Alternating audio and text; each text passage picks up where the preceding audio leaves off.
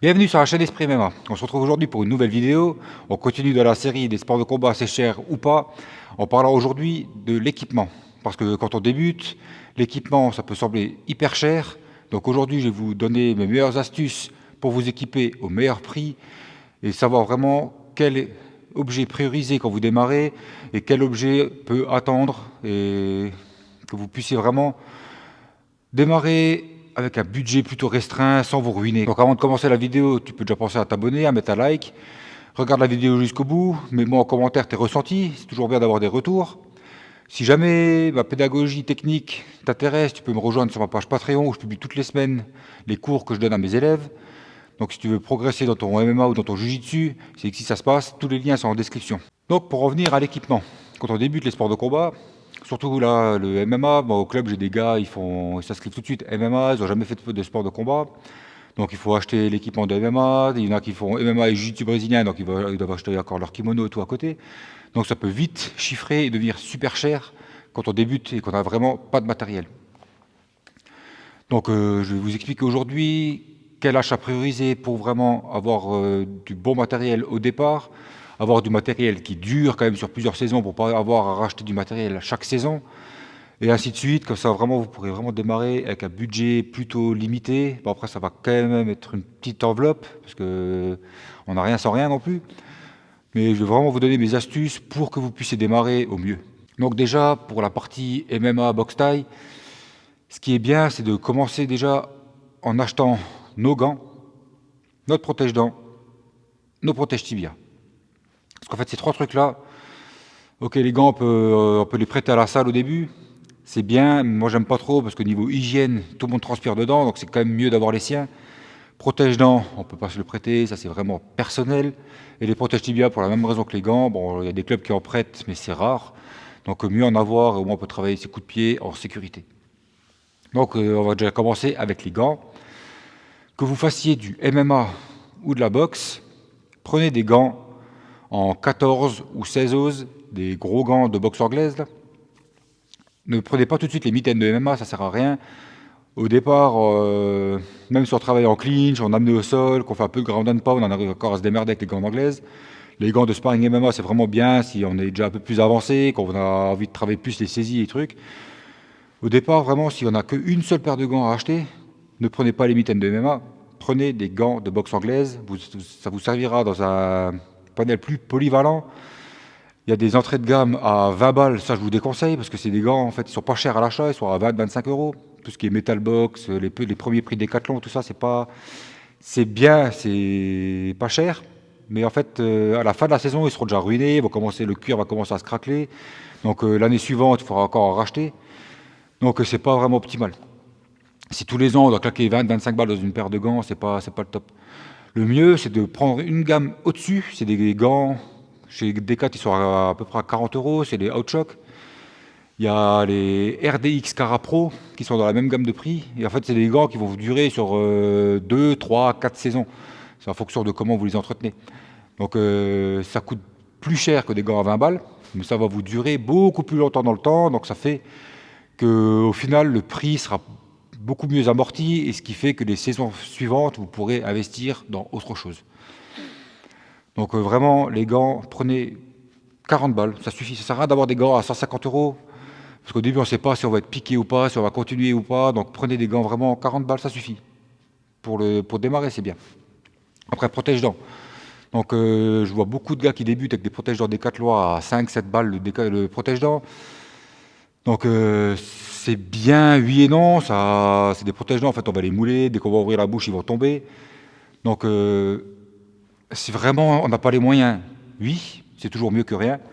Après, si maintenant vous avez les moyens de mettre un peu plus dedans, il y a des protège-dents thermoformables qu'on peut trouver dans une vingtaine d'euros chez ProShock, chez Venom ou autres fabricants de protège-dents qui sont beaucoup mieux. On va les mouler, ils vont mieux tenir, ils vont mieux vous protéger, on arrivera mieux à respirer avec aussi. Donc pour la pratique, à chaque entraînement, ce sera quand même mieux parce que les protège-dents qui coûtent moins de 10 balles en général, ils sont vachement gros, dès qu'on ouvre la bouche, ils tombent. Donc pour respirer, c'est compliqué. Des fois, on respire, on peut les avaler et tout. C'est vachement contraignant. Donc au niveau de la récup pendant les sparring et les combats, c'est pas le top. Donc mieux monter aussi une gamme, ça va aussi durer beaucoup plus longtemps. et la pratique en fait au quotidien, ce sera quand même mieux, quoi. C'est vraiment un confort de travail. En ce qui concerne le protège tibia, si vraiment le budget est serré, on peut démarrer sur des protège tibia de ce type-là qui sont en mousse. Donc au niveau de la protection pour les partenaires, c'est pas le plus optimum. Après au début, quand on débute, si on sait se contenir, quand on tape pas super fort, c'est toujours bien. Ça coûte aussi une vingtaine d'euros. Donc pour démarrer, c'est bien. En plus, si vous voulez faire de la compète, c'est les seuls qui seront homologués en compétition. Après, si maintenant la compète, c'est pas votre priorité la première année, que vous voulez avoir un meilleur confort et une meilleure protection pour vos partenaires, il y a des protège tibias en cuir qui valent entre 40 et 50 balles pour en entrée de gamme chez RDX ou autre. On peut en trouver sur Amazon et plein de fournisseurs de sport de combat. Donc les protège tibias là, ce seront mieux. Mais après, en compétition, il vous faudra forcément des protège tibias en mousse, comme je viens de vous montrer à l'instant.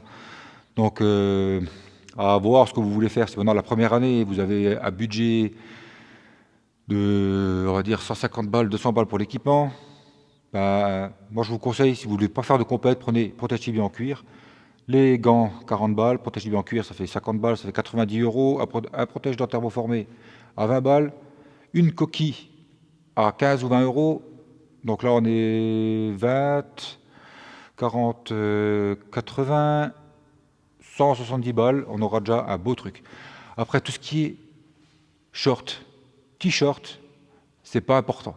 Si vous avez un short à la maison de sport qui n'a pas de fermeture éclair, qui n'a pas de truc dur dessus ou autre, ça fera entièrement l'affaire. Pas besoin d'avoir un short de grappling, un short de boxe taille, ça ne sert à rien.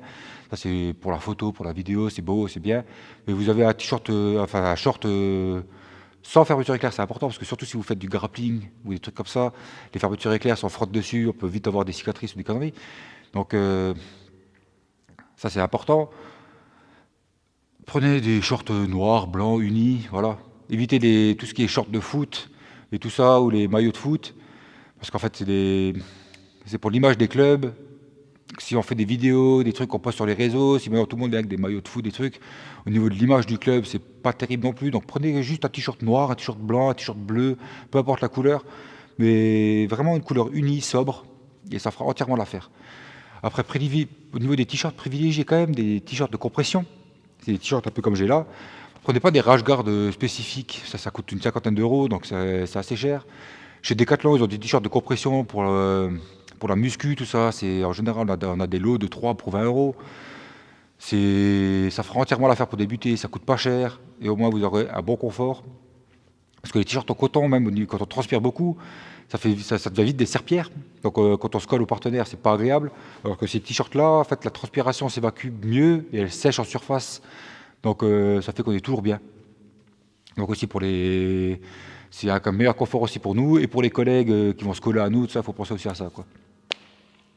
Après, pour la partie kimono, donc ce que je vous conseille au début, parce que les kimonos c'est vite cher, donc si vraiment vous voulez absolument un kimono neuf, vous pouvez voir au niveau du fabricant de kimono Tatami. Ils ont le Tatami, le modèle Nova, qui est entre 60 ou 80 euros neuf, et qui est fourni avec une ceinture blanche. Donc pour démarrer, c'est bien. Donc si vous voulez vraiment un kimono neuf, c'est là-dessus que je vous dirige. C'est vraiment le moins cher du marché. Et niveau qualité-prix, ils sont vraiment très bien. Après, si vraiment le budget est vraiment pas là, on se dirige vers l'occasion, le Bon Coin, Vinted. On peut trouver des kimonos quasiment neufs, des fois avec la ceinture blanche fournie, pour 40, 50 balles. Des fois, on trouve même des pépites à 15, 20 balles. Pour démarrer, ça suffit. Et on a vraiment des kimonos bien. Après, si vous vous entraînez 2 à 3 fois par semaine en kim, après 2 fois par semaine avec un kim encore, on arrive encore à le sécher pour entre 2 séances, mais si maintenant on fait 3, 4 fois, 2 kimonos. 2 kimonos, c'est important pour la simple et bonne raison qu'après chaque entraînement, le kimono et la ceinture doivent être lavés. La ceinture, ça va, ça sèche quand même vite. Le kimono, des fois, moi, mes kimonos, ils mettent 2 jours et demi à sécher en fonction de l'humidité, du temps qu'il fait dehors, tout ça, c'est compliqué. Donc, au moins 2 kimonos, c'est bien quand on débute. Après, si on veut 3, 4, 5 kimonos, là, c'est plus pour le fun, c'est plus pour se faire plaisir. Donc là, c'est vraiment qu'on a les moyens. Après, pareil, quand on débute, essayez de privilégier des équipements qui sont bien pour la salle et pour la compétition. Si vous achetez un kimono de JJB, par exemple, prenez un blanc, un bleu ou un noir. Vous n'avez pas à commencer avec des couleurs camouflage, des rouges, des roses, des verts ou que sais-je. En compétition, blanc, bleu, noir, c'est les seules couleurs qui sont autorisées. Donc, si vous démarrez et que vous voulez faire des compètes la première année, blanc, bleu, noir. Pareil, si vous voulez faire des compètes en nogi, vous êtes ceinture blanche, prenez des t-shirts compression Décathlon tout blanc, c'est ce qui sera autorisé en compétition pour vous, parce qu'il faut 55% de blanc sur vos rash-guards. Donc, on ne se casse pas la tête, t-shirt compression tout blanc, un short noir, on fait des compètes avec, on est bien. Ne vous cassez pas la tête, commencez pas à acheter des trucs qui seront bien pour l'entraînement, mais qui ne vont pas fonctionner en compète, parce qu'après en compète, il faut racheter de l'équipement, ça va faire des frais supplémentaires. Donc, prenez vraiment, renseignez-vous avant d'acheter, quand vous commencez, avant d'acheter de l'équipement aussi, ce que je vous conseille, au départ, n'achetez rien avant de démarrer. Souvent, les clubs peuvent avoir des partenariats avec des marques pour avoir des bons prix. Vos profs pourront vous conseiller sur quel type de matériel acheter, aussi pour faire des économies. Des fois, les clubs font des achats groupés. Après, il y a des clubs aussi qui, comme nous, là, on essaie de faire, on essaie vraiment d'avoir un fournisseur de kimonos qui fournit les kimonos avec les logos du club, tout, c'est quand même plus sympa. Et aussi pour la compétition, vous aurez les logos de votre club pour représenter votre club en compète. Donc c'est toujours intéressant. Donc l'équipement, tout ça, attendez d'être licencié, attendez d'avoir trouvé votre club, le club, vous vous sentez bien dedans, demandez à votre coach s'ils ont des équipements spécifiques du club, s'ils ont des prix chez des fournisseurs, parce que souvent on a des partenariats avec des fournisseurs de sports de combat et tout. Donc, le mieux, c'est attendez, faites vos séances d'essai. Au début, les premières séances, on vous prête les gants, machin, 2-3 séances avec des gants de prêt, ce ne sera pas la mort. Et voilà. Après, ce qui est aussi super important, la première année, achetez des bandes si vous boxez. Les bandes, c'est bien parce que si vous faites du sac et des pattes d'ours, si on n'a pas les bandes, au niveau des poignets, tout ça peut vite avoir mal. Donc, au niveau de la sécurité, c'est super important. Donc voilà, pour récapituler, si maintenant on commence au niveau de la boxe et du MMA, les gants, les bandes, protège-dents, coquille, protège-tibia, c'est les 5 plus importants qu'on doit prendre. N'achetez pas de sac de fou, vous avez un sac à la maison, même un cabas, ça suffira largement pour mettre vos affaires.